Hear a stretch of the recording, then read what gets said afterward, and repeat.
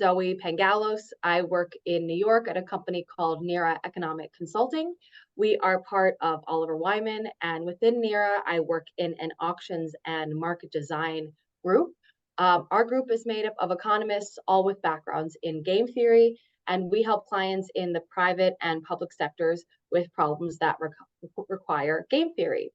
Specifically, I work with procurement clients, helping them to integrate game theory to design optimal negotiations to achieve their procurement objectives. Before working as a consultant, I worked internally at Philips in the Netherlands within their procurement organization, helping to build up their negotiation center of excellence. We were sort of an internal consultancy that worked with buyers in the direct and indirect categories, helping them to run negotiations and integrate game theory into their negotiation processes. And so, having been internal in a company doing something new, I am completely familiar with the challenges and the obstacles and hurdles that come with stakeholders and with suppliers when trying to do something in a new way. So I'm able to bring that experience as well as my new consulting experience when I'm helping clients with these problems. So game theory is a study of interactive decision making, where the outcome for each player in the interaction depends on the actions of all the players. And that's really the key thing to think about when thinking about game theory. The actions of each player impacts the outcomes for each player. So think about a game like rock, paper, scissors, right?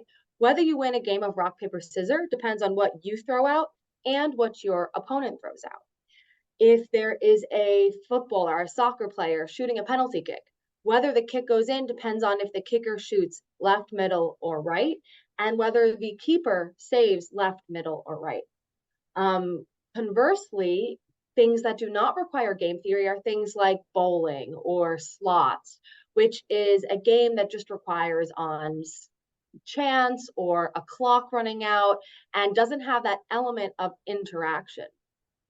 Now, game theory can be used to solve games, but also to design games. And that's where it's really relevant for procurement negotiations. Because as the game designer, as the negotiation designer, procurement can specifically design their supplier negotiations in a way to optimize their outcomes. And so by learning the fundamentals of game theory and game design, procurement can make the right choices when picking all of the rules and the payoffs and the strategies available in the negotiation game to suppliers, such that they can shape the negotiation in a way that benefits them. So I have really seen the emergence of game theory use in procurement negotiations to address a specific problem. And that is that traditional negotiation techniques do not give suppliers strong incentives to get more competitive, to improve their performance, and to lower their price. So what do I mean by that?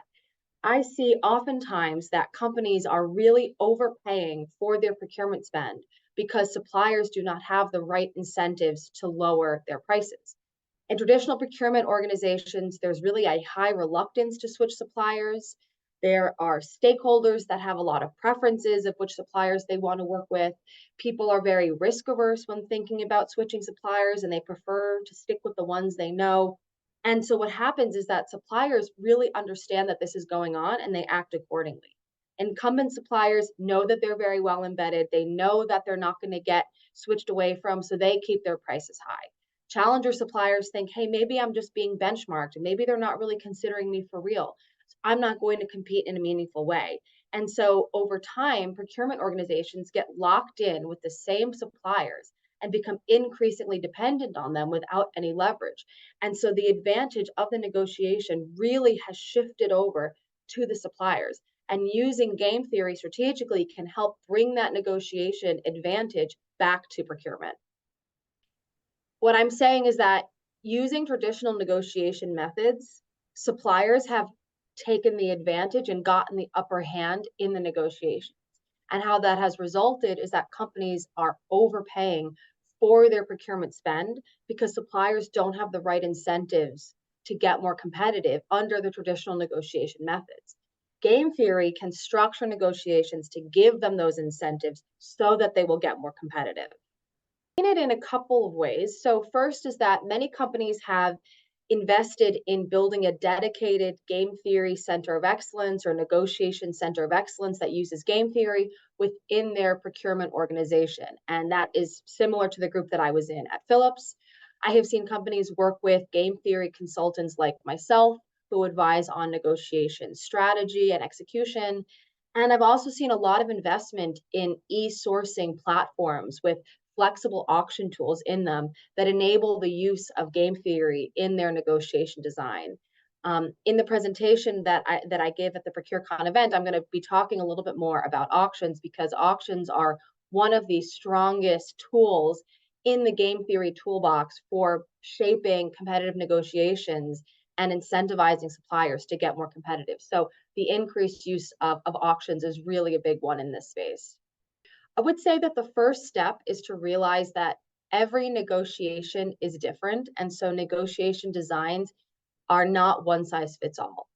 Every time you negotiate, it's different in terms of what you're negotiating, with whom you're negotiating, and towards what objectives. What are your goals of that negotiation? And so that means that every negotiation design also might need to be a little bit different. And so the task facing procurement is to design the game that's best suited for the current negotiation. And the more flexibility that you have in your supply base, so the more suppliers that you can consider, the more creative you can get with your negotiation game design. And so here, flexibility really means the more qualified suppliers that you have in your supply base that you can award the business to. So if you are sole sourced or totally locked in with an incumbent without any other options, this is a really good place to start. Work to onboard or qualify additional suppliers or work to convince your stakeholders that you want to do this so that you can actually leverage this competition in your supply base to create these competitive games to drive better negotiation outcomes. Similar to what I was just referencing in my last question, but I think that kind of on the same note, stakeholders are oftentimes the biggest hurdle. Stakeholders have preferences of which suppliers they want to work with. They are used to situations where they get to have the final awarding decision and call the shots about which suppliers get awarded which business. And a lot of times they don't want to turn over that control and that power and turn over that sourcing decision to a mechanism or an auction or a tool. They want to stay in control and always have the last say. And so you really need to sell them on the benefits of using this method to ensure them that this is going to drive better outcomes and that you're also going to make sure that you take their preferences into account when designing the game to look at your different suppliers. So the audience can definitely expect to hear more on this topic. This is a topic I'm very passionate about, and I'm going to go into the fundamentals of game theory with a couple of examples. We'll be talking about the prisoner's dilemma, which is the most classic example of game theory, and then transitioning it into how they can leverage game theory in their procurement negotiations to improve their outcomes. We're definitely not going to be able to get to everything in 30 minutes, but I hope to give them a good teaser event so that they can get excited about it. And I'm really looking forward to the event because this is a new market for me. I'm based in the US and I've done quite a bit of work in the US and in Europe in this area, but I have limited connections and reach in the APAC market. And so I'm really looking forward to connecting with others, meeting new people at this conference, sharing some of my insights and hearing feedback from them and perspectives from them on what challenges they see when thinking about incorporating this into their procurement processes.